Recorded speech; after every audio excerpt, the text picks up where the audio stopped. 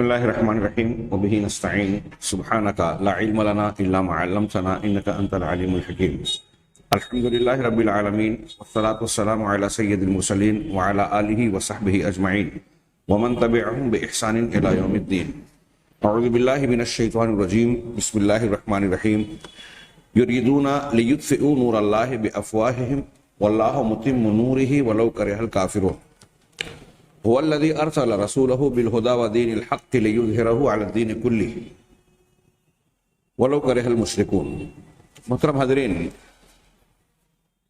شبہات کے فتنے اس ضمن میں ہمارا سلسلہ جاری ہے اور گزشتہ 2 ہفتہ اس کے پروگرام کا ناغہ ہو گیا، ورنہ ہمیں اگر یہ سلسلہ جاری ہوتا تو بعض باطل فرقوں اور ان کے موجودہ دور میں مسلم گروہوں پر اثرات سے متعلق گفتگو میں ہم داخل ہو چکے ہوتے، لیکن فی الحال ہماری گفتگو غالباً ایک درس اور چلے گی اس سے متعلق کہ خارجی طور سے اسلام اور مسلمانوں کو احساس کمتری میں مبتلا کرنے کے لیے نئی مسلم نسل کو دین کے تعلق سے بیزاری یا اس کی تحقیر کا مزاج دینے کے لیے ایسے شبہات ان کے دل میں پیدا کرنے کے لیے کہ وہ قرآن اور حدیث کی تعلیمات کو، تاریخ کو، اسلامی احکامات کو کمتر نگاہ سے دیکھیں، جدید دور اور اس کے تقاضوں کے خلاف سمجھیں،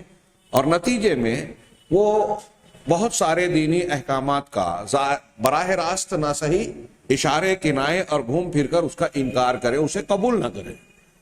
شبہات کے فتنے یہی ہیں کہ آدمی ایسے شبہات کا شکار ہو جائے کہ قرآن حدیث سے ثابت شدہ عقائد اور احکام کو قبول کرنے سے اس کا دل انکار کرے، تردد میں پڑ جائے، شک شبہ میں مبتلا ہو جائے، اور دین کی جو حقانیت ہے، اس کی جامعیت ہے، اس کو گویا قبول نہ کرے. چنانچہ اس ضمن میں جو بنیادی عنوان جاری تھا اس کے تحت میں 4 نمبر پر انہوں نے کہ کس طریقے سے یہ شبہات کو ہوا دیتے اور فروغ کرتے ہیں، اس کے زندگی کے مختلف شعبوں کے اندر ان کے جو منصوبے زیر عمل ہیں، جاری ہیں، اور جو بہت سارے مسلمان نوجوانوں اور نئی نسل پر اثر انداز ہوتے رہے ہیں اور ہو رہے ہیں. ان میں سے 4 نمبر پر انہوں نے ذکر کیا اثارت الشبہات. اس سے پہلے والا تذکرہ کیا تھا کہ جو اہل بدعت گروہ ہیں ان بدعتی گروہوں کو اہمیت دینا اور ان کے کارناموں کو بڑھا چڑھا کر پیش کرنا. ہمارے بہت سارے نوجوان ایسے لوگوں کو جو گمراہ ہیں، جو غلط فکر اسلامی طور پر پیش کر رہے ہیں، قرآن حدیث پر اعتراضات کرتے ہیں اور اپنے آپ کو قرآن حدیث کا محقق بیان کرتے ہیں، ان سے متاثر ہو جاتے ہیں، ان سے متاثر کرنے کا ماحول بنایا جاتا ہے. عالمی سطح پر ان کو اس طریقے سے ہائی لائٹ کیا جاتا ہے. آپ دیکھیں گے کہ ٹی وی چینلز پر، ریڈیو پر، قومی میڈیا پر وہ افراد زیادہ آپ کو نمایاں طور سے مسلمانوں میں سے وہ افراد نظر آئیں گے جو عقیدے اور عمل کے اعتبار سے بگڑے ہوئے ہیں، جو اپنا دین ایمان عام طور سے فروخت کرتے ہیں، جو خالص پکے سچے مومن قرآن و حدیث کی صحیح اور شفاف تعلیمات کے حامل ہیں، وہ آپ کو میڈیا میں زیادہ نظر نہیں آئیں گے. اور ایسا ہی معاملہ آپ کو سوشل میڈیا میں بھی ملے گا. جن کے فالوورز زیادہ ہیں اور جن کے کیا نام ہے ویورز اور دوسرے جو بھی اصطلاح میں کہا جاتا ہے کہ لائک کرنے والے، یہ دکھایا جاتا ہے کہ ان کو چاہنے والے بہت ہیں تاکہ اس تعداد کو دیکھ کر نئی نسل کے لوگ متاثر ہوں، اور ایسی چیزوں سے لوگ سطحی ذہن رکھنے والے لوگ متاثر ہوتے بھی ہیں، بھیڑ بھاڑ کو دیکھ کر اسی بھیڑ کی طرف چلنے لگتے ہیں. خیر، تو اگلے نمبر پر انہوں نے ذکر کیا یہی کام گمراہ فرقوں کے تعلق سے کیا جاتا ہے. 4 نمبر پہ کہا اثارت الشبہات حول الشریعۃ الاسلامیہ ومحاولۃ اقصائها عن الحکم والتحاکم. کہہ رہے ہیں کہ شریعت اسلامیہ سے متعلق شبہات کو پھیلانا، ہوا دینا، اور اس بات کی کوشش کرنا، سر توڑ کوشش کرنا کہ اسلام کو حکومت، سیاست اور اقتدار سے دور رکھا جائے. کسی بھی طریقے سے یہ دین جو ہے، یا دین کے ماننے والے جو دینی مزاج اور صحیح عقیدے کے حامل ہیں، ان کو پاور، قوت اور حکومت نہ ملے، اس کے لیے بڑی کوششیں ہوتی ہیں. تفصیل میں آپ دیکھیں گے تو آپ خود بھی محسوس کریں گے کہ واقعی ہمارے گرد و پیش میں تو یہ صورتحال نظر آتی ہے۔ دلیل یہ دیتے ہیں کہ قرآن حدیث یا اسلامی تعلیمات، دین کی تعلیمات ہمارے موجودہ دور کے جدید تقاضوں اور مصلحتوں کا ساتھ دینے کے لائق نہیں ہے۔ اسلام 1400 سال پرانا۔ پروفیسر ٹائن بھی پاکستان کے ایک صاحب قلم نے اس کا قول نقل کیا، اور کہا کہ کسی مستشرق کا قول ہے کہ کوئی جانبدار آدمی جو ہے غیر جانبدار آدمی دلچسپ تاریخ نہیں لکھ سکتا۔ اور پھر وہ کہتے ہیں جناب محمد سعید صاحب کہ پروفیسر ٹائن بی نے ہمیشہ دلچسپ تاریخ لکھی ہے، یعنی جانبدارانہ تاریخ لکھی ہے۔ اور اس ضمن میں اس کا قول نقل کرتے ہیں کہ وہ یہ کہتا ہے، یہ میں جو آگے بیان کرنے جا رہا ہوں اس کا ایک سمجھ لیجیے کہ تمہیدی ثبوت ہے۔ تو اس نے یہ لکھا کہ محمد رسول اللہ صلی اللہ علیہ وسلم کی شخصیت، سیرت اور آپ کی تعلیمات کسی دیہاتی اور گاؤں کے زندگی کے لیے تو نمونہ ہو سکتی ہے، جدید دور کی سائنسی ترقی یافتہ تہذیب و ثقافت میں اعلیٰ ترین مقام پر پہنچی ہوئی تہذیب کے لیے محمد صلی اللہ علیہ وسلم کی تعلیمات کفایت نہیں کرتی، نمونہ نہیں بن سکتی۔ یہ اس کا کہنا تھا پروفیسر ٹائن بی کا۔ جناب محمد سعید صاحب نے بڑا بھرپور جواب دیا اس کا، پورا جواب نہ صحیح، اس کا سرسری سا تذکرہ انہوں نے نقل کیا کہ یہ بات تو صحیح ہے کہ اللہ کے نبی صلی اللہ علیہ وسلم کے دور میں، آپ کے عہد مبارک میں آج کے دور کی طرح مختلف شہروں میں بڑی بڑی فیکٹریاں، دھواں اگلتی ہوئی چمنیاں نہیں تھی، جدید وسائل اور آلات ایجاد نہیں ہوئے تھے، یہ رات کو دن کی طرح روشن کرنے والے قمقمے، لائٹس اور بہت ساری جدید مشینیں یہ موجود نہیں تھی۔ لیکن اس زمانے میں بھی انسان بستے تھے اور آج بھی انسان ہی بستے ہیں دنیا کے اندر۔ اس زمانے کے انسانوں کی ضروریات، فطرت، حاجتیں بھی وہی تھیں جو آج کے زمانے کی ہیں۔ اس زمانے میں جو رشتے تھے، باپ بیٹے، ماں بہن، میاں بیوی یعنی شوہر بیوی، دادا دادی، پوتے نواسا، ماموں اور خالہ اور دوسرے جتنے رشتے اور تعلقات ہیں سماجی طور پر، وہی رشتے تعلقات آج بھی ہیں۔ اخلاقی اقدار اس زمانے کی جو تھی، حقیقت میں اگر دیکھا جائے تو وہ آج بھی وہی اخلاقی اقدار، اچھائی اور برائی کا معیار ہے۔ کچھ چیزوں کو بدل کر گناہوں کو آرٹ کی شکل میں پیش کرنے کی کوشش کی جاتی ہے، لیکن انسانی فطرت اسے قبول نہیں کرتی۔ ایسا نہیں ہے، انہوں نے لکھا، ایسا نہیں ہے کہ آج سے 1000 سال، 2000 سال، 1500 سال پہلے چوری کی سزا، چور کو معاشرے میں برا سمجھا جاتا ہو اور آج چور کو جو ہے تمغہ اور ایوارڈ دیا جاتا ہو کہ چوری کرنا اچھی بات ہو گئی۔ زانی، بدکار اور دوسرے گناہوں کا ارتکاب کرنے والا پہلے جو ہے گنہگار مانا جاتا ہو اور آج اس کو جو ہے وہ نیک اور اچھا مانا جاتا ہو۔ اخلاقی اقدار میں تبدیلیاں نہیں آئی، اگرچہ زندگی میں بہت ساری سہولیات دینے والی مشینیں بڑھ گئی ہیں، تسہیلات بڑھ گئی ہیں، لیکن زندگی انسان کی وہی ہے، فطرت انسان کی وہی ہے، رشتے انسان کے وہی ہیں، خوشی، غم، غصہ اور نرمی، یہ مزاج کے جو اتار چڑھاؤ ہیں یہ بھی وہی ہے۔ لہذا جناب محمد رسول اللہ صلی اللہ علیہ وسلم کی تعلیمات انسانی فطرت کے عین موافق ہے۔ اب وہ کسی دیہات اور پرانی زندگی کا گزارنے والا انسان ہو یا جدید سے جدید زندگی، وہ کسی سائنس لیبارٹری میں یا بڑی سے بڑی فیکٹری اور اعلیٰ سے اعلیٰ بلڈنگ اور جو ہے شقات میں، جس کو فلیٹس کہتے ہیں، اس میں زندگی گزارنے والا ہو، سب کے مسائل تو یکساں ہیں، خوشی اور غم کی بنیادیں ایک جیسی ہیں، فطرت ایک جیسی ہے۔ لہذا جناب محمد رسول اللہ یہ ایک منفی پروپیگنڈا ہے، لوگوں کو گمراہ کرنے کا ایک آلہ ہے، یہ کہنا کہ اسلام جدید دور کے تقاضوں کی تکمیل نہیں کر سکتا۔ یہ 1400 سال پرانا ہے، یہ دیہاتی زندگی کے لیے ٹھیک ہو سکتا ہے۔ چنانچہ انہوں نے کہا کہ یہ کوشش کی جاتی ہے کہ چونکہ یہ جدید دور کے نئے نئے مسائل کا ساتھ نہیں دے سکتا، لہذا ایسے قوانین کی اب ضرورت ہے جو جدید تقاضوں کی تکمیل کرتے ہوں۔ تو لوگوں کے بنائے ہوئے، جس کو اصطلاح میں وضعی قوانین، ہم شرعی قوانین، اللہ نے جو نازل کیا قرآن حدیث کی شکل میں، اس کو شرعی قوانین کہا جاتا ہے، اور انسانوں کے بنائے ہوئے قانون کو وضعی قوانین کہا جاتا ہے، عربی میں وضع یعنی بنانا۔ تو وضعی قوانین کو جو پریکٹیکل طور پر اگر دیکھا جائے، عملی طور پر، تو بہت سارے معاملات میں شریعت کے، عقل کے اور فطرت کے بھی خلاف ہے۔ انسان کے بنائے ہوئے قوانین شریعت کے، قرآن حدیث کے خلاف تو ہیں ہی، آپ غور کریں گے تو عقلیت کے بھی خلاف نظر آئیں گے اور فطرت کے بھی خلاف نظر آئیں گے۔ اس کی سب سے بڑی دلیل یہ پیش کی جا سکتی ہے کہ دنیا کے کسی بھی ملک کے قوانین کو دیکھیے جو لوگوں نے بنائے ہیں، وہ ہر تھوڑے دن کے گزرنے کے بعد ترمیمات کا شکار ہوتے ہیں۔ خود وہاں کے ارباب اقتدار کو یہ بات محسوس ہوتی ہے کہ یہ قانون ٹھیک نہیں ہے، اس میں تبدیلی کی ضرورت ہے، اس میں اصلاح کی ضرورت ہے، لہذا دنیا کے لوگوں کے بنائے ہوئے قوانین، وہ کتنے بھی دانشور افراد اکٹھا ہو جائیں، یہ ممکن نہیں ہے کہ دنیا کے ہر خطے اور علاقے کے لوگوں کے ضرورت، حالات، تقاضوں کے مطابق ہوں، فطرت کے مطابق ہو۔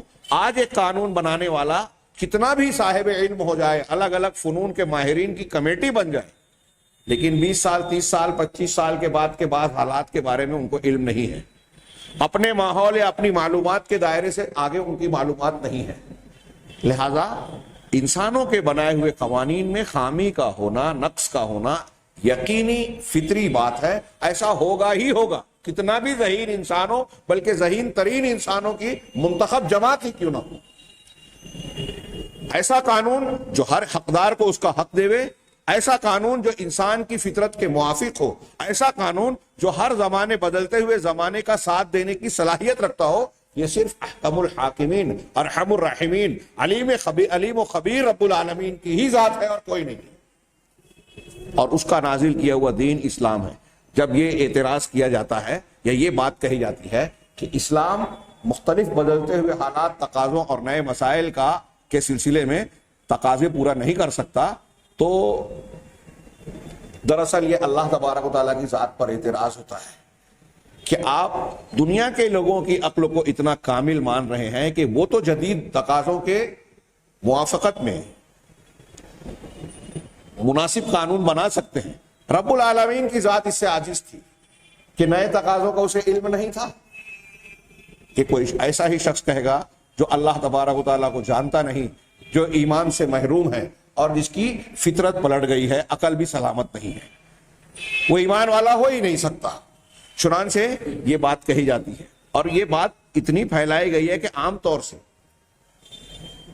اگر کوئی دینی ماحول میں رہنے والا انسان ہے تو شاید وہ یہ چیز اتنا اچھی طرح نہ جانتا ہو۔ اگر آپ جدید دور کے پڑھے لکھے ہوئے مسلمان طبقوں میں بھی جائیں تو آپ کو ایسے بہت سارے لوگ ملیں گے جو اس قسم کی باتوں کو بیان کرتے ہیں، اور غیر مسلم حلقوں میں تو یہ بالکل عام بات ہے۔ میں نے اس سے پہلے کے بعض کسی درس میں ایک واقعے کا ذکر کیا تھا کہ جب پہلا خلیجی حملہ ہوا تھا، اقوام متحدہ کے زیر سایہ امریکہ کے طرف سے جو ہوا بنائی گئی تھی خلیج میں، تو اس وقت کے خادم الحرمین شاہ فہد نے شیخ ابو امینہ بلال فلپس، امریکہ میں نو مسلموں کے درمیان اسلام کی تبلیغ کرنے والا ایک نمایاں نام ہے آج دنیا کے اندر، ان کی کتابیں ہیں، ان کی کیسٹس چلتی ہیں انگریزی میں، ان کو باقاعدہ بلا کر ایک ہیلی کاپٹر سعودی حکومت کی جانب سے دیا گیا اور کہا گیا کہ آپ جو امریکہ اور دوسرے ممالک کی مغرب کی فوجی ہیں، ہم آپ کو اجازت نامہ پاس وغیرہ بنوا دیتے ہیں، ان کے درمیان جا کر آپ اسلام کی تبلیغ کیجیے۔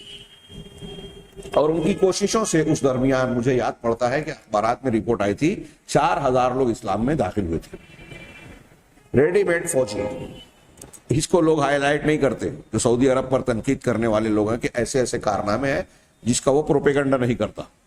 چنانچہ ابو امینہ بلال فلپس نے اپنا ایک واقعے کا ذکر کیا کہ جب ایک امریکن لیڈی آفیسر کے سامنے انہوں نے اسلامی تعلیمات، قرآن کی حقانیت، جدید دور میں انسانی مسائل کے حل کی صلاحیت کا دعویٰ پیش کیا اس کے سامنے، تو اس خاتون نے کہا کہ آپ کی یہ بات میرے لیے قابل قبول نہیں ہے۔ آپ کہہ رہے ہیں کہ قرآن کی تعلیمات، اسلام کی تعلیمات آج کے زمانے کے مسائل کو بھی حل کر سکتی ہے، یہ کیسے ہو سکتا ہے؟ میں نے بائبل پڑھا ہے، توریت انجیل کو پڑھا ہے، میں نے اس میں جو چیزیں پڑھی ہیں مجھے بالکل صاف نظر آتا ہے کہ آج کے جو تقاضے ہیں، انسان کی ضروریات اور مسائل ہیں، ان چیزوں کے بارے میں یہ پرانی کتابیں مناسب رہنمائی نہیں کرتی یا بعض جگہ خاموش ہے.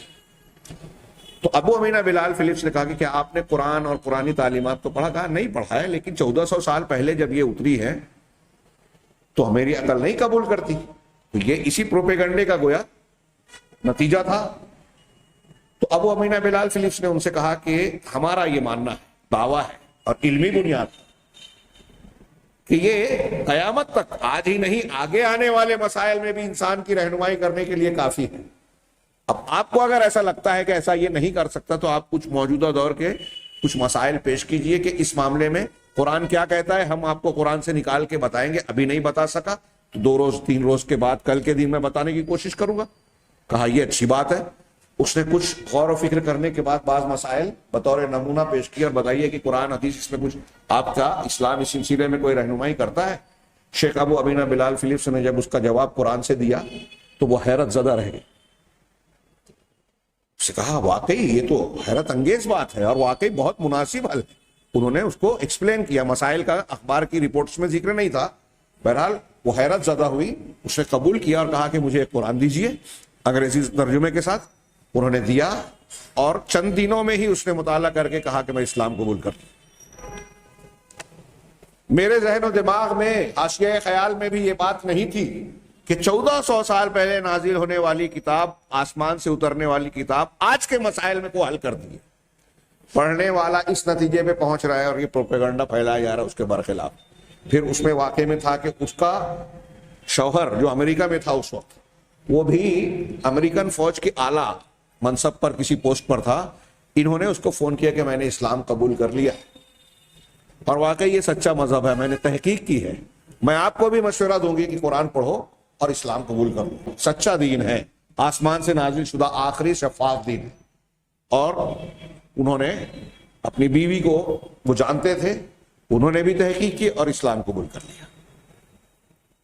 یہ میں مثال دے رہا ہوں جو ان اعتراضات کا جواب بھی آتا ہے. آگے یہ کہہ رہے ہیں کہ اسلام کو جدید تقاضوں کی تکمیل کرنے والا نہ بتا کر، ہاں ایسے قوانین کو سیاسی اعتبار سے حکومت میں داخل کرنے کی کا پروپیگنڈا، مزاج اور ماحول بنایا جاتا ہے. آج بھی بولا جاتا ہے کہ اسلام جدید تقاضوں کو پورا نہیں کر سکتا، لہذا اس کو حکومت سے، سیاست سے دور رکھا جائے. چنانچہ نئے قوانین، نئے حالات میں نئے قوانین کی ضرورت ہے. انسانوں کے بنائے ہوئے قوانین اختیار کیے جائیں اور سیکولر مذاہب کو فروغ دیا جائے، پھیلایا جائے. سیکولر، یہودیوں کا بنایا ہوا جمہوری نظام. یہ جو جمہوریت اور سیکولرزم ہے، سیکولرزم مانے لادینیت والا، لادینی، سیکولر مانے لادینی. لوگ کہتے ہیں کہ اس کا مقصود یہ ہے کہ جہاں سیکولر حکومت ہوگی وہاں کسی مذہب کا دخل نہیں ہوگا. لیکن اہل علم نے تحقیق کر کے بتایا کہ یہ اصطلاح بنائی گئی اور پوری دنیا میں اس کو ترویج دی گئی. اگرچہ یہ دعویٰ کر کے کہ کوئی مذہب نہیں چلے گا، لیکن مقصود اس کا اصل یہ ہے، ہدف یہ ہے کہ اسلام کو حکومت میں آنے نہ دیا جائے. دوسرا مذہب عیسائیت چلے گی، ہندو دھرم چلے گا، دوسرا مذہب چلے گا، اسلام نہیں چلے گا. چنانچہ سیکولر مذاہب کو مسلمان معاشروں میں فروغ دیا جائے اور اسلام کے بطور دین تبلیغ کرنے والے، پھیلانے والے اور اس راستے میں کوشش اور محنت کرنے والوں کا پر حملہ کیا جائے، ان کا رد کیا جائے، ان کو شکوک و شبہات میں مبتلا کیا جائے. اسی طریقے سے جو لوگ شریعت اسلامیہ کی حکومت کی بات کرتے ہیں، اس کا نعرہ دیتے ہیں، ان کو بدنام کیا جائے، ان پر حملہ کیا جائے. کبھی ان کو دہشت گردی کے الزام سے متصف کر کے کہ یہ لوگ جو ہے سیاسی اسلام کے ماننے والے ہیں، اور کبھی ان کو اس بات کا وتارتاً یتہمون، کبھی یہ الزام دیتے ہیں کہ یہ لوگ جو اسلام کو حکومت میں لانے کی کوشش کر رہے ہیں دراصل یہ دین کے راستے سے اقتدار کے خواہاں ہیں، اقتدار چاہتے ہیں. اور کبھی یہ کہتے ہیں کہ ان فی الحکم بالشریعۃ نشرا للطائفیہ بین ابناء المجتمع المکون من طوائف ونحل مختلفہ، کہ اگر ہم شریعت اسلامیہ کی حکومت میں اسلام کو داخل کریں گے تو دراصل ایک ایسا ملک کا سماج اور معاشرہ جو مختلف گروہوں اور مختلف قومیات، گروپوں پر مشتمل ہے اس کے درمیان تعصب اور خلیج پیدا کرنے اور دیوار کھڑی کرنے کے مترادف ہے. اس سے جو ہے ان کے درمیان تعصب پیدا ہوگا، یہ دعویٰ کیا جاتا ہے. اور کبھی یہ کہتے ہیں کہ اسلامی شریعت جو ہے وہ اس کو حکومت سے دور رکھا جائے، اس میں سیاست کو داخل نہ ہونے دیا جائے. ہاں، اس ذریعے سے دعویٰ، یہ بات کہنے کا ایک دعویٰ، ایک دلیل یہ دی جاتی ہے کہ اسلام تو ایک صاف شفاف اور صاف ستھرا دین ہے، پاکیزہ دین ہے، اور سیاست جھوٹ، مکر و فریب، مکاری، عیاری اور نفاق پر مشتمل ہے. موجودہ دور کی سیاست یہ جھوٹ اور مکر و فریب پر چل رہی ہے، اور اسلام پاک صاف اور دیندار مطلب پاکیزہ مذہب ہے. اس لیے مناسب ہے کہ اسلام کو ایسی قبیح اور گندی چیزوں سے دور رکھا جائے تاکہ یہ آلودہ نہ ہو. یہ جتنے بھی دعوے کہے گئے ہیں، آپ تھوڑی دیر کے لیے اگر غور کریں، خبروں میں جائیں یا ماحول پر غور کریں، تو آپ کو یہ بات اخبارات، ٹی وی چینلز اور گفتگو بات چیت میں آپ کو بہت کثرت سے نظر آئے گی. ہمارے یہاں خود جو بیٹھے ہوئے ہیں، آپ غور کیجئے کہ موجودہ ماحول میں ہمارے گرد و پیش میں جو لوگ سیاسی سرداری کرتے ہیں، جن کو ٹکٹ ملتا ہے، آج سماج کے کون سے لوگ کارپوریٹر یا دوسرے ایسے بنتے ہیں؟ کون سی علمی صلاحیت، شرافت، نیکی اور اچھائی دیکھی جاتی ہے؟ مجھ سے ایک صاحب نے ایک مرتبہ کہا کہ ہمارے یہاں لوگ لیڈروں کو برا کہتے ہیں. میں کہتا ہوں کہ لیڈروں سے زیادہ خطرناک آج عوام ہو گئے ہیں. تو میں نے کہا وہ کیسے؟ تو انہوں نے کہا کہ مولانا صاحب آپ مجھے ایک بات کا جواب دیجئے کہ آپ کی مسجد کے جو امام صاحب، ایسے امام جن کی شخصیت کو سب لوگ ان کے پیچھے نماز بھی پڑھتے ہیں اور ان کو دیندار اور اچھا مانتے ہیں، اخلاقی اعتبار سے، دینی اعتبار سے، معاملات کے اعتبار سے، اور وہ صاحب علم ہے، سوجھ بوجھ والے آدمی ہیں، سب کچھ مانتا ہے پورا محلہ، پورا علاقہ، لیکن ایسے امام صاحب کو اگر آپ الیکشن میں کھڑا کر دیں آج، تو کیا وہ جیتے گا؟ میں مسکرانے لگا، کہا نہیں جیتے گا نا. کہا ہاں. تو کہا کون خطرناک ہوا؟ پبلک خود اچھے لوگوں کو چن کر نہیں دینا چاہتی. جو لوگ بے ایمان ہیں، جن کے بارے میں ان کو معلوم ہے کہ یہ کمیشن خوری کریں گے، یہ کمانے جا رہے ہیں، خدمت کرنے نہیں جا رہے ہیں، ان کو خود شعور نہیں ہے، سیاسی سمجھ نہیں ہے، مسائل کا ادراک نہیں ہے، آفیسز اور کاغذات کی معلومات نہیں ہے، اس کے باوجود ان کو قائد بنایا جا رہا ہے. یہ سارا، اب یہ بتائیے کہ یہ عقل قبول کرتی ہے؟ وہ جو جمہوری معاشرے جنہوں نے اس کو پھیلایا، ان کے یہاں بھی وضعی قوانین کو ماننے والے بھی پڑھے لکھے لوگوں کو چنتے ہیں. ہمارے یہاں کیسے لوگوں کو؟ ہندوستان کا پورا معاملہ یہی ہے. ہاں، حکومت صاف شفاف سیاست کے دعویٰ کرتی ہے، اور اخبارات میں آتا ہے کہ ان کے اتنے 100 لوگ جو ہیں ان پر مختلف قسم کے کیسز درج ہیں، مجرمانہ قسم کے کیسز، اور اس میں سے بعض ایسے بھی ہیں جن کے خلاف سزا کا فیصلہ ہوا لیکن روک لگا دی گئی، بچاؤ کیا گیا. ایسے لوگوں کو بنایا جا رہا ہے. میں یہاں ایک بات اور بھی کہنا چاہتا ہوں کہ ایک طرف تو ہم یہ دیکھتے ہیں کہ اسلام کو سیاست سے، حکومت سے دور رکھا جائے، یعنی مسلمان اسلامی بنیاد پر جو لوگ دعوت و تبلیغ کا کام کرتے ہیں وہ قوت اور طاقت میں نہ آ سکے. یہ بڑے پیمانے پر عالمی سطح پر کوشش ہوتی ہے.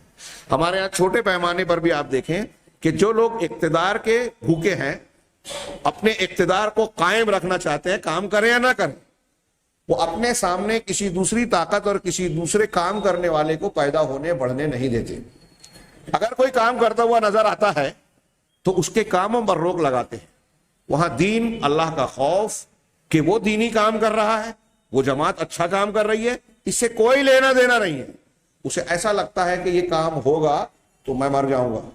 یہ مزاج بھی دراصل شبہات کے فتنے سے دیا ہوا ہے. ایسا کرنے والے آج ہمارے گرد و پیش میں موجود ہیں کہ درس سے روکنا، تقریر سے روکنا، یہ سب معمولی بات سمجھتے ہیں. ان کے گرگے، چمچے اور یہ سب اس میں بڑی محنت کرتے ہیں. ہو سکتا ہے مجھے میری اس بات کو سن کے آپ لوگوں کو لگ رہا ہوں میں کوئی خاص بات کر رہا ہوں، نہیں، یہ عمومی بات ہے. اور کیا آپ اسے معمولی بات سمجھتے ہیں؟ کسی موقع پر میں نے بہت پہلے بیان کیا تھا، یہ خطبہ جمعہ اس موضوع پر انشاءاللہ دینے والا ہوں کہ قرآن نے بار بار کافروں کا ایک عمل ذکر کیا، یصدون عن سبیل اللہ، یہ اللہ کے راستے سے روکتے ہیں. کیا مطلب ہے اللہ کے راستے سے روکنے کا؟ کسی راستے پہ جو ہے بند ماننا، یہی نا دین کا، دعوت و تبلیغ کا. ہاں، قرآن و حدیث کو سنانے کا کام جو ہے وہ رک جائے، رکاوٹ ڈالی جائے، جو دین کا کام کرتا ہے اس کی شخصیت کو مجروح کیا جائے، اس پر الزام لگایا جائے، اس کو بدنام کیا جائے، اس کو لوگوں سے دور کیا جائے، وہ کام کرنے کے لائق نہ رہے۔ کیا یہی سب کچھ آج ہمارے سماج اور معاشرے میں خود مسلمانوں کے ساتھ نہیں کر رہا ہے؟ کہ ایجنڈا بڑے پیمانے پر غیر مسلموں کا ہے، مسلم دشمن طاقتوں کا۔ آپ اچھا کام کرنے جائیں تو بہت رکاوٹ، آپ اگر برائی کا کام کر رہے ہیں تو خاموشی اختیار کریں گے۔ ہمارے ہاں سودی لین دین ہو رہا ہے اور نہ جانے کون کون سی برائیاں ہو رہی ہے، اس پر اتنے زیادہ فکر مند اور مہم کی طرح، مشن کی طرح کام کر کے ان برائیوں کو روکنے والا عمل آپ کو سماج میں کہیں نظر نہیں آئے گا۔ لیکن اگر کوئی اچھا کام کر رہا ہے تو مہم کی طرح کام کر کے اس کو روکنے کی عمل کوشش آپ کو دکھائی دے گی اپنے گرد و پیش میں۔ کیا یہ اچھی بات ہے؟ یہ میں ایسا مانتا ہوں قرآن و حدیث کی روشنی میں علی وجہ البصیرت کہ یہ اللہ کے عذاب اور غضب کو دعوت دینے کے مترادف ہے۔ کسی کو اگر اختلاف ہے تو دلائل کی طرف مراجعہ کرے، علماء سے سوال کر لے، تحقیق کر لے۔ یہ ایک بات۔ دوسری بات یہاں ضمناً ایک اور بھی وضاحت میں کر دوں کہ جب یہ بات ہم کہہ رہے ہیں کہ غیر اسلامی حکومتیں، طاقتیں، عالمی طاقتیں ایجنڈے کے تحت، منصوبے کے تحت یہ کام کر رہی ہیں کہ مسلمانوں کو حکومت میں آنے نہ دیا جائے، ان کی طاقت بڑھنے نہ دیا جائے، ان کو اقتدار نہ مل سکے، خاص طور سے خالص اسلام کی تبلیغ اور دعوت کرنے والے یہ جو کوشش کرتے ہیں یا جو سطح پر، اس کے تناظر میں ہم جب اس کا تذکرہ کیا کہ یہ اسلامی سیاست والے ہیں یا یہ دہشت گردی والے ہیں، تو ہمارا دماغ جاتا ہے کہ ایک خاص طبقہ جو عالم اسلام میں تحریکیوں کے نام سے جانے جاتے ہیں، جو آج کل کے جدید دور کے عرب علماء کے الفاظ میں جدید دور کے خارجی اور مکفرین ہیں، مسلمانوں کے علماء اور حکمرانوں کو کافر قرار دینے والے ہیں۔ عالم عرب میں جو تنظیم اس فکر کے ساتھ کام کرتی ہے وہ اخوان المسلمین کہلاتی ہے۔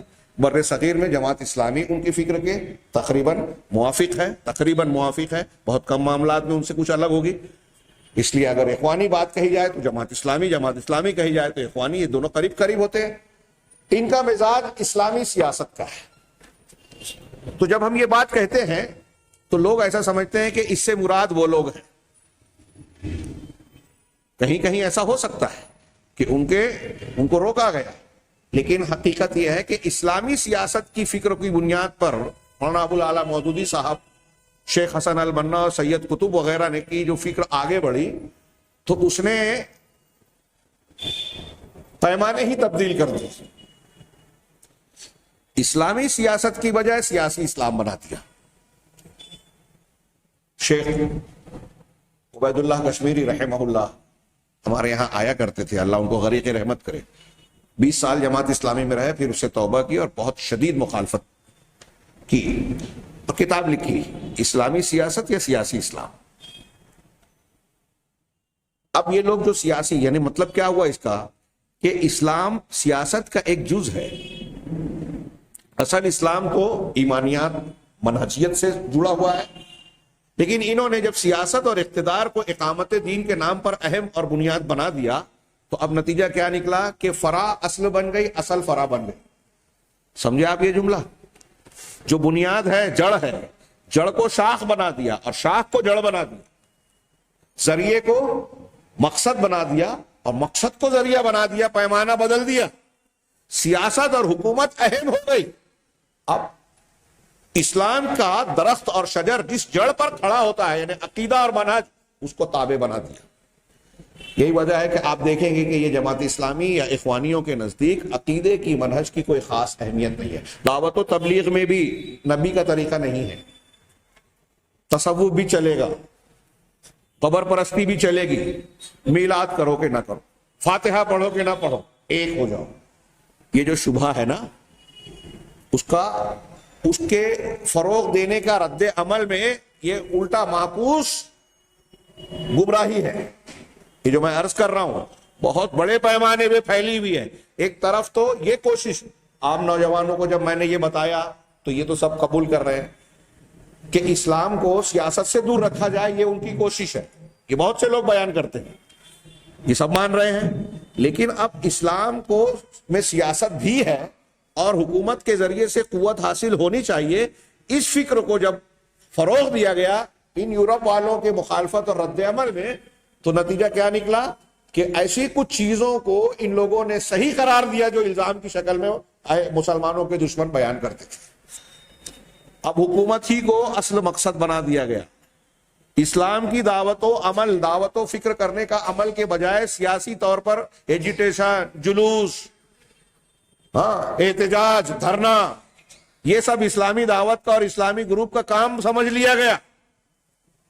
اسی لیے کچھ لوگوں نے بڑا اچھا طنزیہ سوال کیا کہ آپ اسلامی حکومت قائم کرنا چاہتے ہیں یورپ اور امریکہ کے طریقے پر، ووٹ دے کر. یہ الیکشن کا طریقہ، یہ احتجاج کا طریقہ، یہ جمہوری انداز. ایک طرف آپ کہتے ہیں کہ ووٹ دینا شرک، مولانا ابوالعلا مودودی صاحب کی اس جملے کو لے کر جماعت اسلامی سال جو ہے جمی رہی.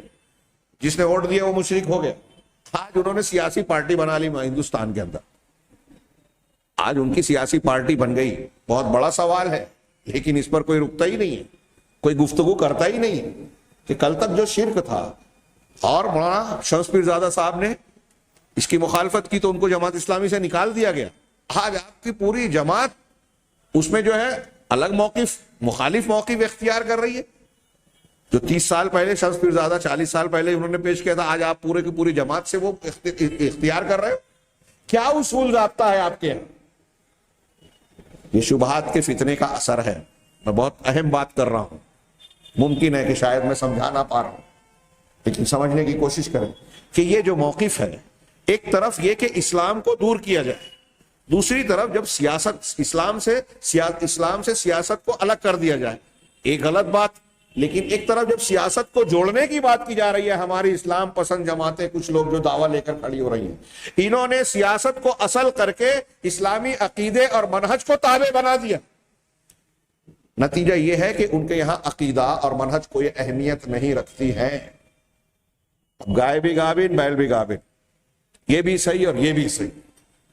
اس مزاج کو دے کر دین کو پھیلانے کی بات. تو اب سوال یہ ہے، میں نے ان کے حلقوں میں یہ سوال کیا کہ درس دیتے ہیں ان اقیم الدین ولا تتفرقوا، سورہ شورا کی آیت پیش کرتے ہیں نا کہ ہم نے نوح کو، موسیٰ، عیسیٰ اور آپ کو یہ وصیت کی، یہ تعلیم دیا، اولو العزم رسولوں کا جو قرآن کی آیت میں نام ہے علیہم الصلاۃ والسلام.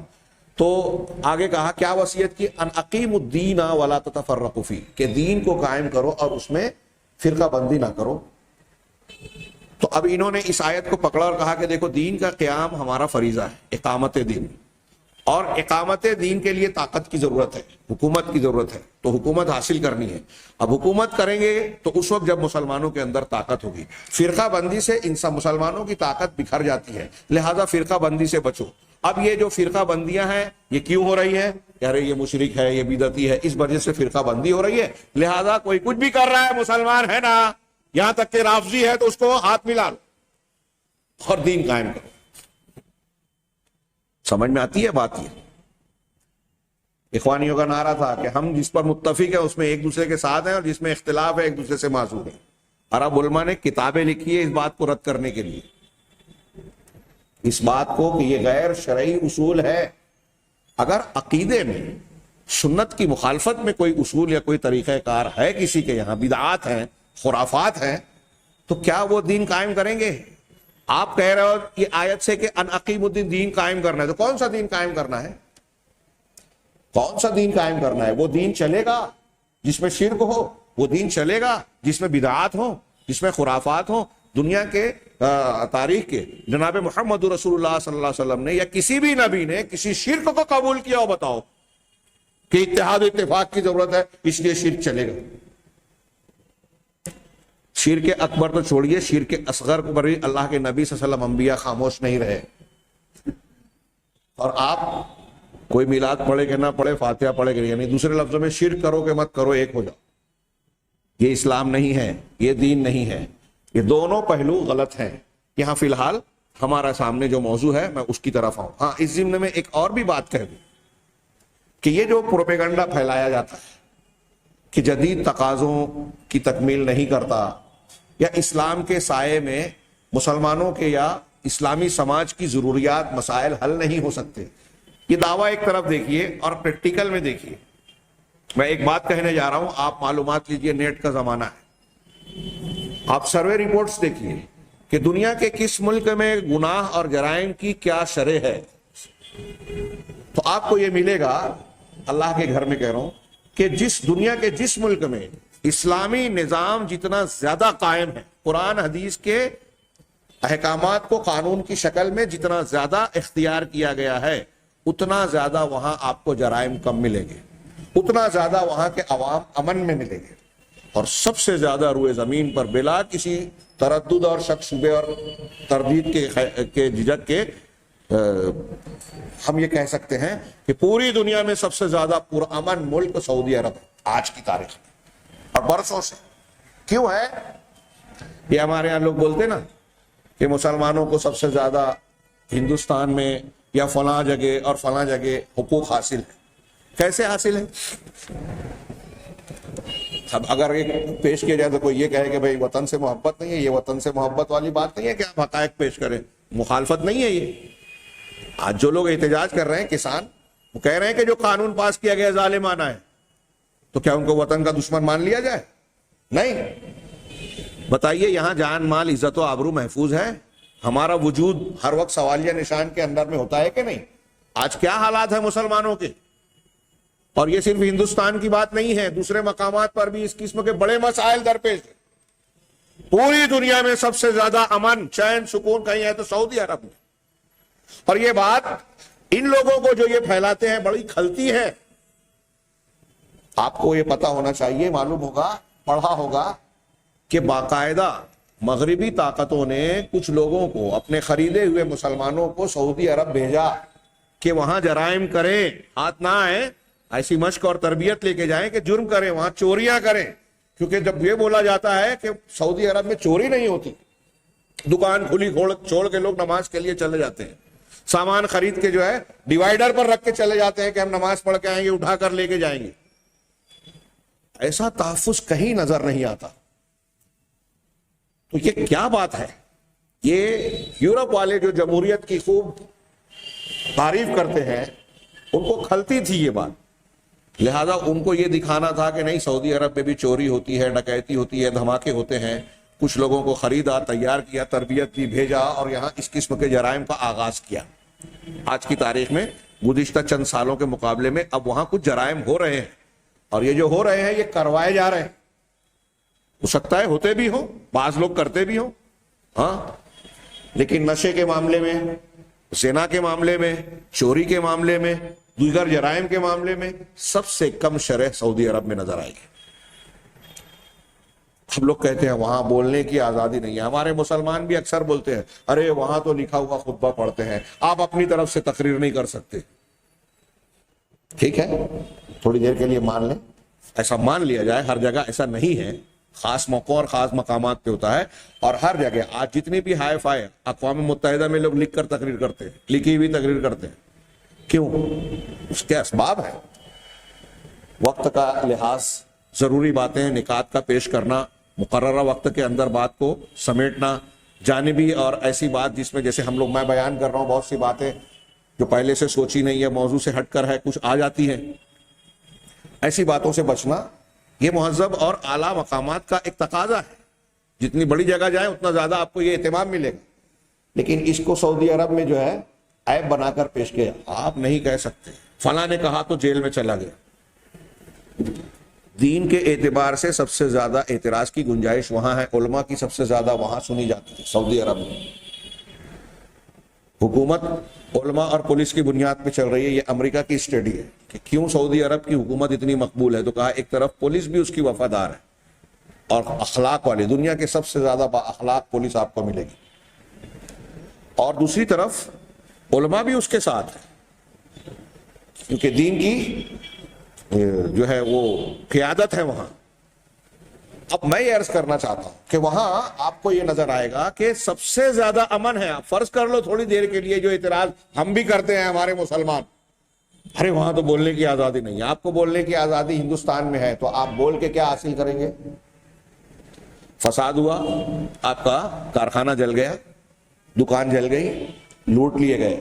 اب آپ بول کے تقریر کرو، خوب لمبی لمبی اشعار پڑھ لو، تقریر کر لو، اعتراض کر لو، دوڑ دھوپ کر لو، کارخانہ نہیں بنا، گھر نہیں بنا۔ تو آپ اپنا کارخانہ محفوظ چاہتے ہیں، اپنی جان کا تحفظ چاہتے ہیں، یا آپ بولنے کی آزادی چاہتے ہیں؟ ابھی وہ آزادی ہے کتنی پابندی ہے وہ ایک الگ بحث ہے، میں اس پر نہیں کہہ رہا ہوں کہ واقعی ویسا ہے جیسا بیان کیا جا رہا ہے. ٹھیک ہے کچھ رکاوٹیں ہیں اور دنیا میں ہر جگہ رکاوٹیں ہیں. سچ بولنے پہ ہندوستان میں آدمی اریسٹ ہو رہا ہے. NRC CAA کی تحریک چلانے والے قانون کے دائرے میں جن لوگوں نے محنت کی ان کو اریسٹ کیا جا رہا ہے، ان کی ضمانت اور بورڈ پر جو ہے کیس نہیں آتا. اور حکومت کا آدمی ہے تو دھماکے کیے، مسجد توڑ دیا، قومی مسائل میں جو ہے اس کا معاملہ آ گیا. ارنب مکھرجی اور ایسے کئی لوگ، پرگیا سنگھ ٹھاکر، وہ آزاد ہیں، ان کو ترقی مل رہی ہے. دو طریقے کا کہاں ہے انصاف؟ جہاں انصاف نہیں ہے وہ پرامن ہے، یا جہاں انصاف ہے وہ پرامن شہ ملک کہلائے گا.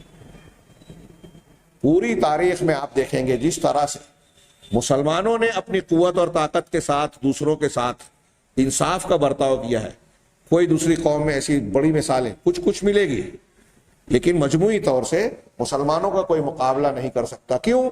یہ اسلام کی قرآن کی تعلیم کا نتیجہ ہے کہ اگر قاضی کی عدالت میں وقت کا خلیفۃ المسلمین بھی آ گیا اور اس پر الزام ہے تو اس سے سوال جواب کرتے ہوئے کوئی اسپیشل مقام اسے نہیں دیا گیا، بلکہ اس کو جرم کے کٹہرے میں بٹھا کر اپنی صفائی اور گواہی پیش کرنے کے لیے کہا گیا، وہ بھی اسلامی قاعدے کے مطابق. ایسی کتنی کارروائیوں کی بنیاد پر بعض یہودی بعض غیر مسلم اسلام قبول کرنے پر مجبور ہوئے. یہاں پہ بے جھول قسم کا انصاف ہے. بہرحال تھوڑی بات طویل ہو گئی، لیکن یہ طوالت کے لائق ہے، مطالعے کے لائق ہے کہ ایک طرف یہ پروپیگنڈا کیا جاتا ہے کہ اسلام جو ہے جدید حالات اور مسائل کا حل کرنے کی صلاحیت نہیں رکھتا، جبکہ دنیا میں خود اگر آپ تحقیق کریں گے تو یورپ کے بہت سارے محققین نے، فرانسیسی ایک ماہر قانون نے ایک کانفرنس کے اندر کانفرنس میں کہا کہ میں نے جب قرآن کا حدیث کا مطالعہ کیا اور جدید مسائل کے سلسلے میں مسلمان علماء نے قرآن و حدیث کے مطابق جو مسائل حل کرنے کے لیے اصول ضابطے مستنبط کیے، استخراج کیا، تو میں حیران رہ گیا کہ 1400 سال پہلے نازل ہونے والی کتاب اور محمد صلی اللہ علیہ وسلم کی پیش کردہ لائی ہوئی تعلیمات میں اتنی زبردست صلاحیت ہے قانون کو اور دفعات وار قانون کو نکالنے کے سلسلے میں کہ جدید سے جدید مسائل کے سلسلے میں اس سے قوانین کو پیش کرنے کی صلاحیت اس میں موجود ہے، اس سے استنباط ہوتا ہے. اس نے یہ اعتراف کیا کہ میرے علم کے مطابق قرآن اور محمد صلی اللہ علیہ وسلم کی تعلیمات کے علاوہ دنیا کی کسی قانون کی کتاب میں یہ صلاحیت موجود نہیں ہے جو قرآن میں. یہ قرآن کا تشریعی شریعت سازی کا، قانون سازی کا معجزہ ہے، اور انسانی فطرت کے جتنی موافقت اور جتنی رعایت و لحاظ قرآن اور حدیث کی تعلیمات میں ہے دنیا کے کسی قانون میں نہیں ہے. میں کہنا یہ چاہ رہا ہوں، سعودی عرب کا میں نے جو حوالہ دیا یہ آج کے زمانے میں پریکٹیکل کیا، جدید سے جدید مسائل، صفائی وہاں دیکھیے کیسے حل ہو رہی ہے. اور یہ فرانسیسی آدمی کے مستشرق کے گواہی نقل کر کے میں یہ پیش کرنا چاہتا ہوں کہ قرآن اور حدیث میں جدید سے جدید مسائل کو حل کرنے کی بھرپور صلاحیت ہے. تمام معاملات میں قوانین کی روشنی موجود ہے. جن چیزوں پر لوگ اعتراض کرتے تھے اسلامی حدود بڑی سخت ہے، ایسی ہے ویسی ہے، کبھی کبھی یہ غیر مسلم دنیا کی طرف سے اس کی تائید ہوتی ہے کہ نہیں، مسلمان پورے سماج کی جان مال عزت و آبرو بچانے کے لیے ایسے سخت قوانین ضروری ہیں، یہ رحمت ہے. جب یہ دلی میں واقعہ ہوا نربھیا کیا بولتے ہیں ان کے زنا کا، اس وقت کئی ہندو تنظیموں کے لوگوں نے، وشو ہندو پریشد کے بعض لیڈروں نے کہا کہ یہاں سعودی عرب کا قانون نافذ ہونا چاہیے اس بارے میں جو زنا سے متعلق ہے. لال کرشن اڈوانی بھی اس قسم کا بیان پہلے دے چکے تھے اور دوسرے مقامات پر. سوال یہ ہے، آپ کہتے ہیں کہ اسلامی قانون نئے حالات میں تقاضے پورے نہیں کر سکتا. آپ کا قانون لوگوں کی جان مال بچا رہا ہے، لوگوں کو امن دے رہا ہے، سماج کو چین سکون دے رہا ہے. یہاں وہ جو پروفیسر ٹائن بیٹ کا جواب دیتے ہوئے محمد سعید نے کہا تھا کہ اس وقت بھی محمد صلی اللہ علیہ وسلم کے زمانے میں بھی ایک عورت کے مسائل کے ساتھ تھی، اس کے مسائل حل کیے. آج کے زمانے میں بھی عورتوں کے مسائل حل کرنے میں سب سے پیش اسلامی تعلیمات ہے. سب سے زیادہ ان کو حقوق اور عزت دینے والا دین یہی ہے. آج کے زمانے میں بھی اسلام ہر حقدار کو حق دینے کی صلاحیت صرف یہی دین رکھتا ہے. لیکن اس کو گھما پھرا کر پیش کیا جاتا ہے، اور مسلمان جاہل انسان بھی، نئے طبقے کے لوگ بھی جو جدید ماحول میں جیتے پلتے بڑھتے ہیں، وہ متاثر اور مرعوب ہو کر یہی سمجھتے ہیں کہ اسلام کے اندر آج کے زمانے کا ساتھ دینے کی صلاحیت موجود نہیں ہے۔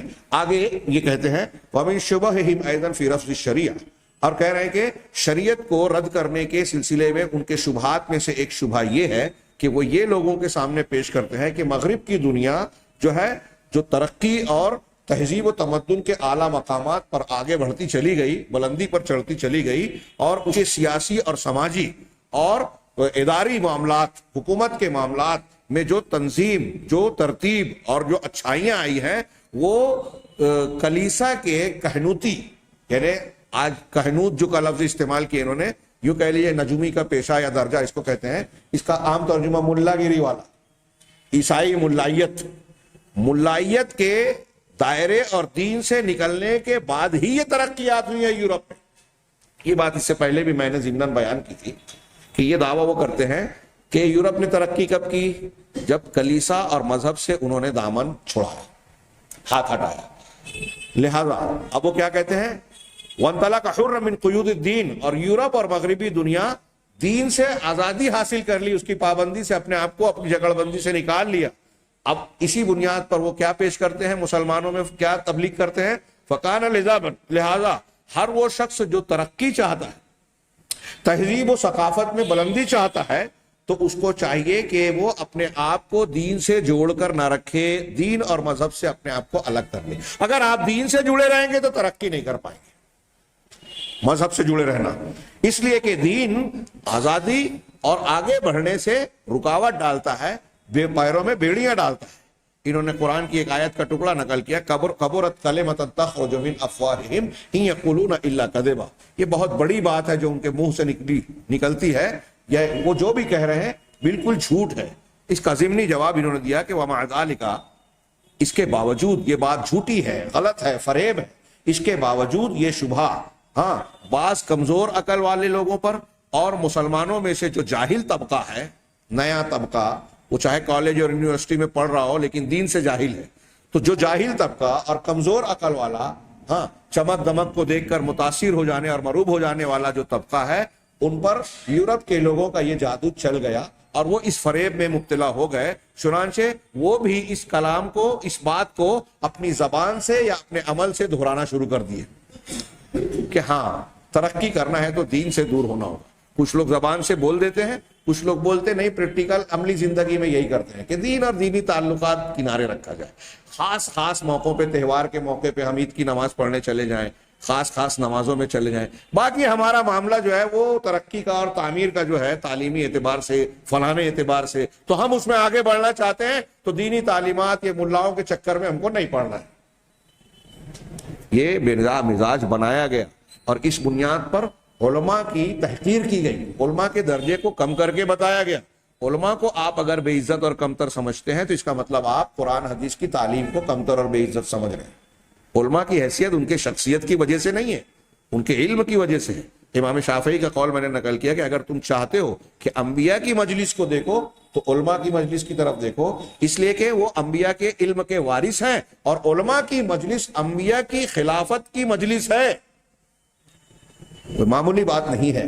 خیر آگے بڑھتے ہوئے کہتے ہیں کہ یہ لوگ، یہ بات کچھ لوگ اپنی زبانیں سے دہراتے ہیں، وما علم هؤلاء الجهلة، لیکن ان جاہلوں کو اس بات کا پتہ نہیں ہے کہ یورپ جس دین سے بھاگا تھا، جس کو ملا گیری کہہ رہے ہیں نا، جس کو دلیل کے طور پر پیش کر رہے ہیں کہ یورپ نے جب اپنا دامن دین مذہب سے چھوڑایا تب ترقی کی، تو ایک فرق کا لحاظ رکھنا چاہیے کہ یورپ نے جس دین سے اپنے آپ کو چھوڑایا، جس پابندی کو، بیڑی کو، جکڑ بندی کو نکالا، وہ کلیسا کی خرافات تھی اور اس کی کہانتیں تھی، یعنی غلط دین تھا۔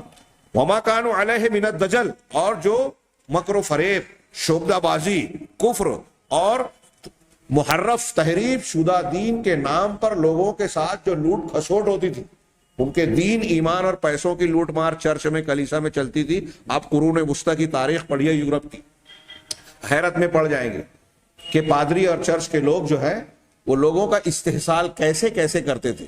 جرم کر کے آیا، رشوت اور پیسہ دی، گناہ معاف کر دیا، لوگوں کے پیسے کی بنیاد پر دین کا فتویٰ بدل دیا. ایسے آج کچھ مسلمانوں میں بھی ہو سکتے ہیں. ہاں تو کہا کہ یہ بگڑا ہوا دین، تحریف شدہ دین، اور جس میں کہ خرافات ہیں، ان کی ملائیت الگ تھی، ان کا دین بگڑا ہوا تھا، ہاں جو کہ اللہ کے نزدیک ناپسندیدہ ہے، رد کیا ہوا، منسوخ کیا ہوا دین ہے. فَكَيْفَ يُقَاسِ الْإِسْلَامُ، تو اب اس دین پر اسلام کو جو اللہ کا دین حق ہے اس کو کیسے قیاس کیا جا سکتا ہے کلیسا کے مقابلے میں؟ یعنی آپ سوچئے کہ کیا ہم موازنہ کرتے ہوئے یہ کہہ سکتے ہیں کہ جیسے وہاں کلیسا کے دین کو لوگوں نے اتار پھینکا اور ترقی کی، ویسے ہی اسلام کا بھی معاملہ ہے؟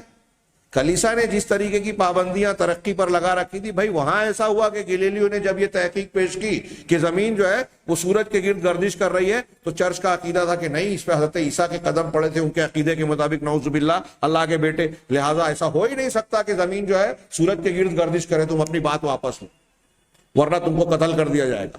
پہلے اس نے بات واپس لی، لیکن دروازے تک جانے کے بعد واپس آیا، بچاؤ کے باوجود واپس آیا. گلیلیو غیر مسلم ہے لیکن اس کے اندر حقانیت کیسی تھی دیکھیے. آج بہت سے مسلمانوں میں نہیں ہے صحیح بولنے کی طاقت.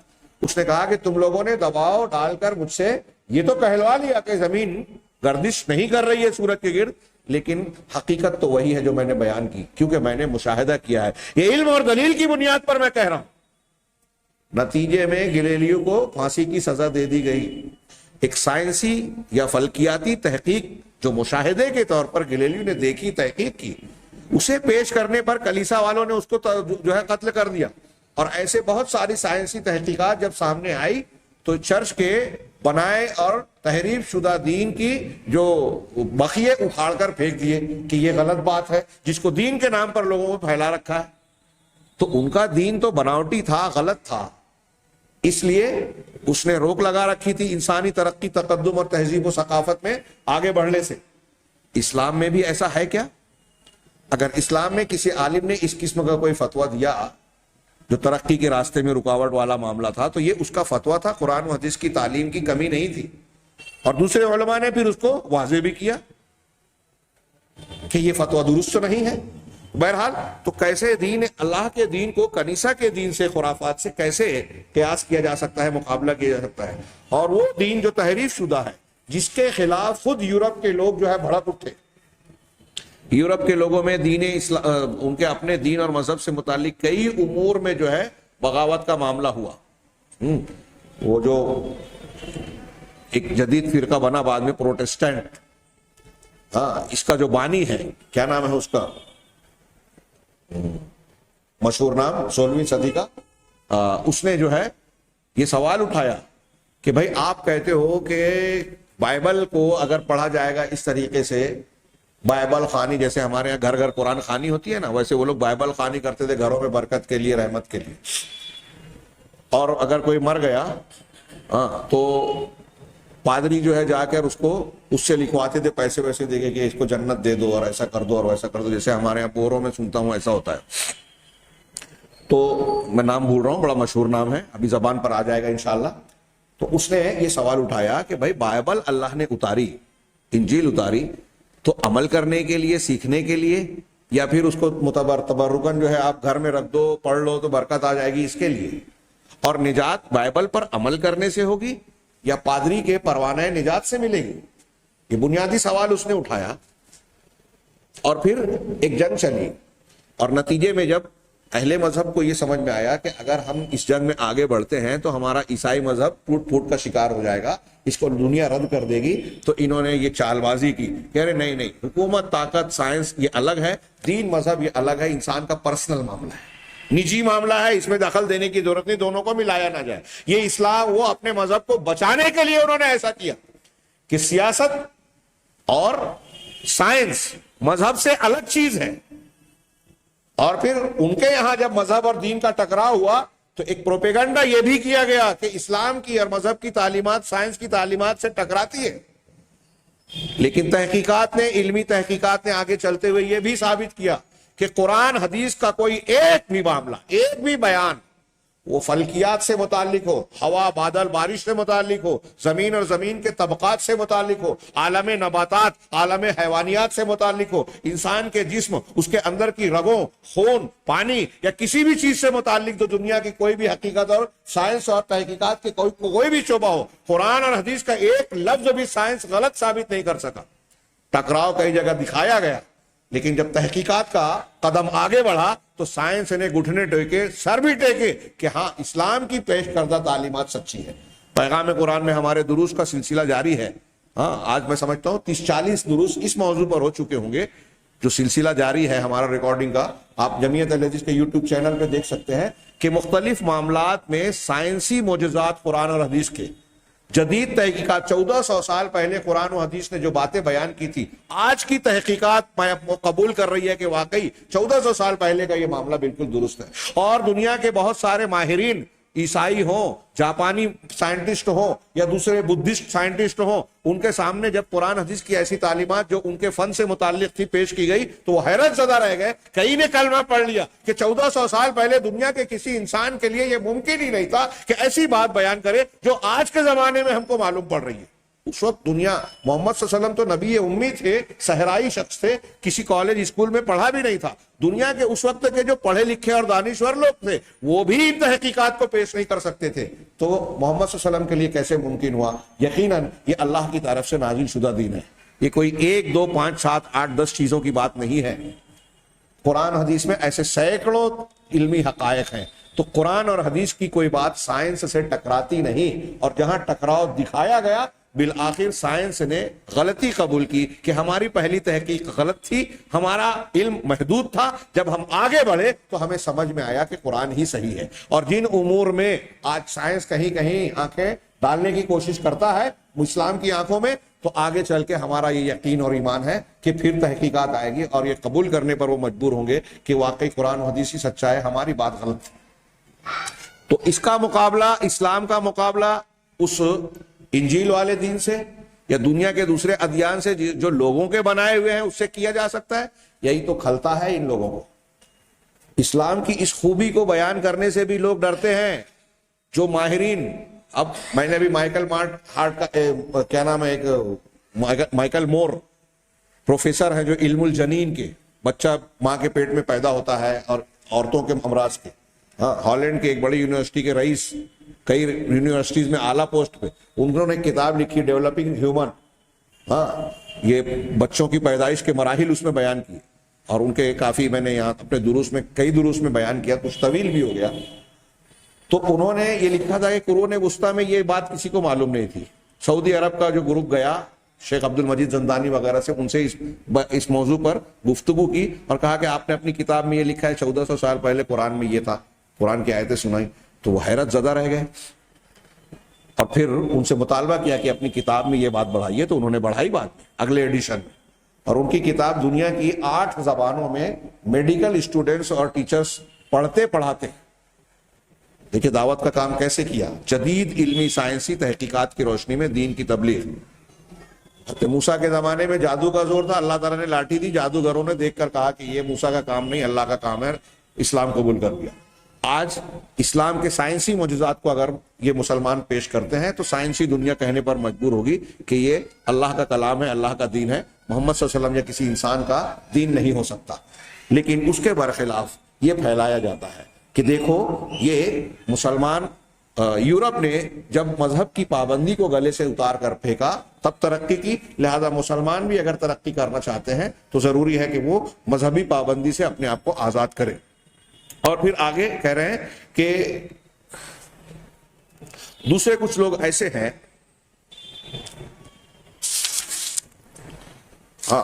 یہ بات کہی کہ کچھ کمزور عقل کے لوگوں کا تذکرہ کر رہے تھے کہ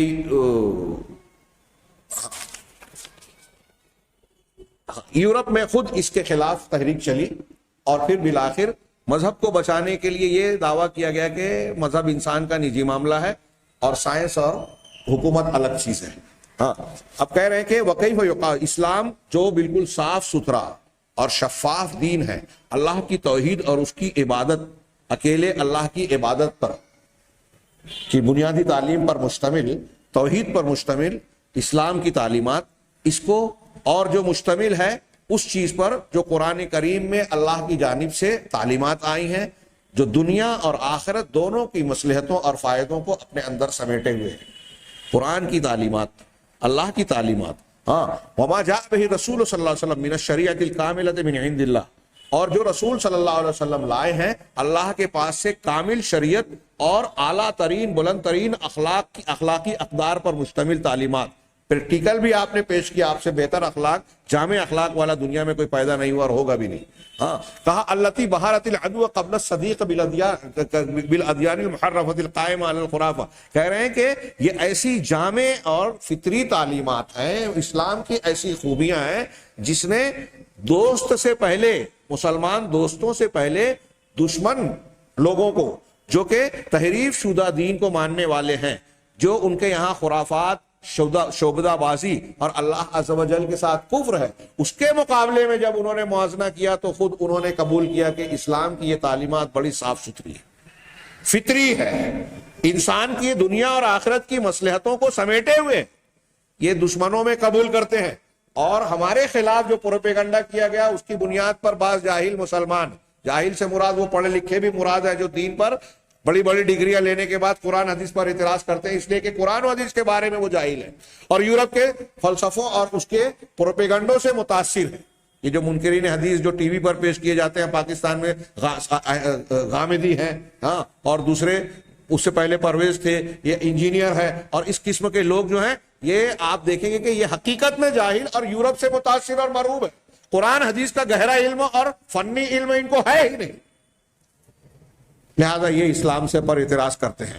ہاں، تو کہا اسلام کی ان تعلیمات کو یورپ کے اس محرف دین کے مقابلے میں آپ جو ہے موازنہ کر کے رد کریں گے، جبکہ یہ صاف شفاف توحید پر، رسول اور محمد صلی اللہ علیہ وسلم کی لائے ہوئی جامع تعلیمات پر مشتمل ہے جو دنیا اور آخرت کو کب کے فائدوں کو سمیٹے ہوئے ہے. انہ لا یفر من الا الی غیرہ، کہ تو آگے انہوں نے کہا کہ اسلام کو چھوڑ کر کسی دوسرے مذہب کی طرف وہی شخص بھاگے گا جو بے وقوف ہے، پاگل ہے.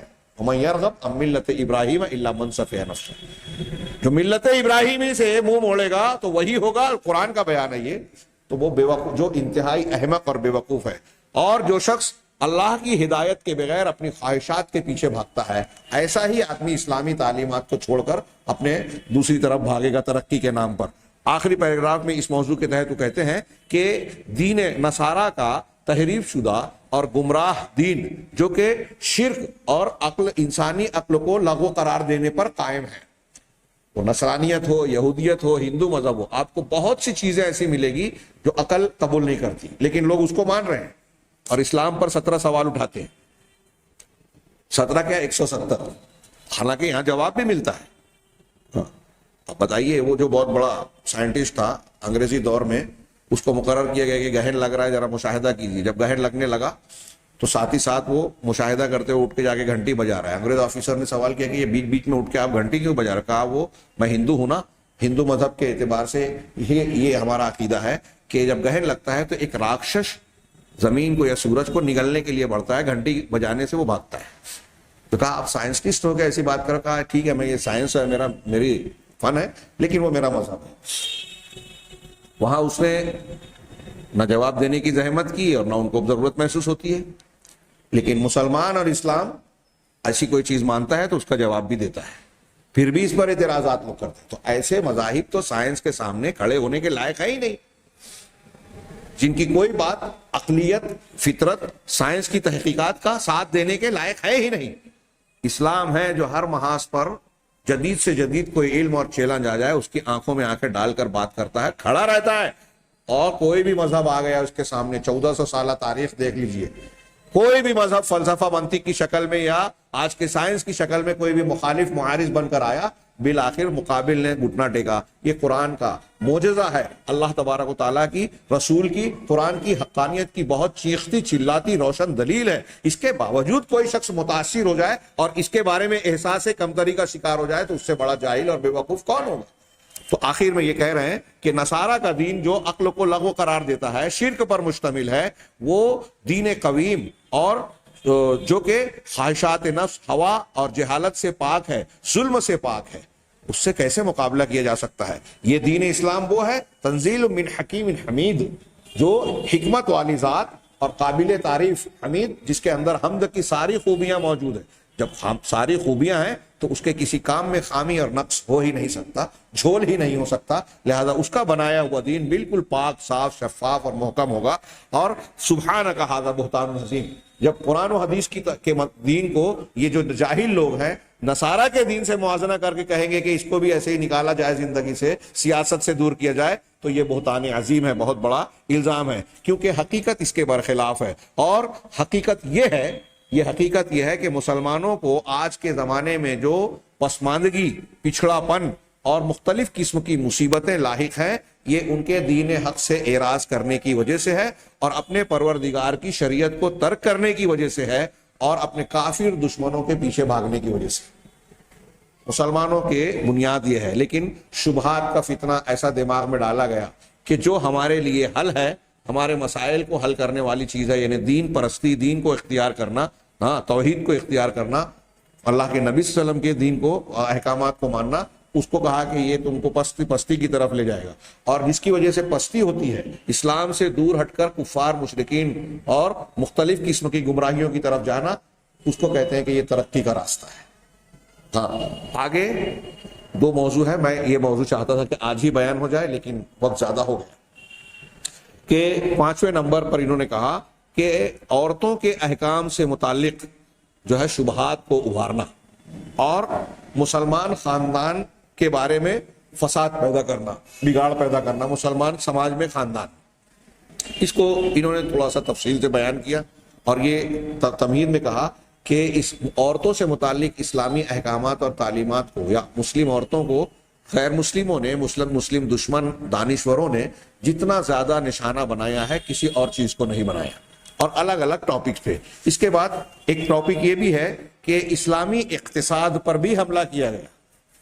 میں اس لیے یہ عنوان بتا رہا ہوں کہ اس کی بھی اہمیت کا ہم سب اندازہ کریں، کہ آج ہمارے یہاں یہ بھی بولا جاتا ہے کہ سیاست میں ہمارے یہاں مزاج ہے کہ دین نہیں چلے گا، ایسی طریقے سے عورتوں کے سلسلے میں ہمارے یہاں مزاج ہے کہ ارے وہ پردہ، وہ پابندی اسلام کی نہیں چلے گی، یہ سب پھیلایا ہوا ہے۔ اسی طریقے سے اقتصادیات میں بہت سارے مسلمان آج کہتے ہیں ارے یار اگر پابندی کریں گے اسلامی تعلیمات کی تو ہم مالی طور سے ترقی نہیں کر پائیں گے، تھوڑی بے ایمانی کرنا پڑے گی، پک پھنی مارنی پڑے گی، سودی لین دین کرنا پڑے گا۔ یہ بھی پروپیگنڈا اور کوشش ہے۔ یہ بتایا گیا کہ نہیں، اسلامی اقتصادیات سے آپ ترقی نہیں کر سکتے، لہذا نتیجے میں جو اسلام نے حرام کیا ہے اس کو حلال بنا لیا جائے، اور جو حلال کیا اس کو حرام بنا لیا جائے۔ انشاءاللہ آئندہ دروس میں اس کی کچھ تفصیلات آئے گی۔ یہاں آپ ایک سوال، آخر جملہ، کہ شبہات کے فتنے کے تحت میں یہ گفتگو کیوں کر رہا ہوں؟ یہ شبہات ہی ہیں کہ اسلامی تعلیمات کے متعلق ہم اس فکر میں مبتلا ہو جائیں کہ یہ تعلیمات صحیح نہیں ہیں، اور جب آپ کسی قرآن حدیث کی کسی تعلیم کو غلط مانتے ہیں تو یہ کفر ہے۔ اللہ اور رسول کے حکم کو ناپسند کرنا کفر ہے، آدمی اس سے کافر ہو جاتا ہے۔ اللہ تعالی ہمیں ہر قسم کے کفر اور شرک اور گمراہی سے بچائے۔ وآخر دعوانا ان الحمد للہ رب العالمین، والصلاۃ والسلام علی سیدنا محمد۔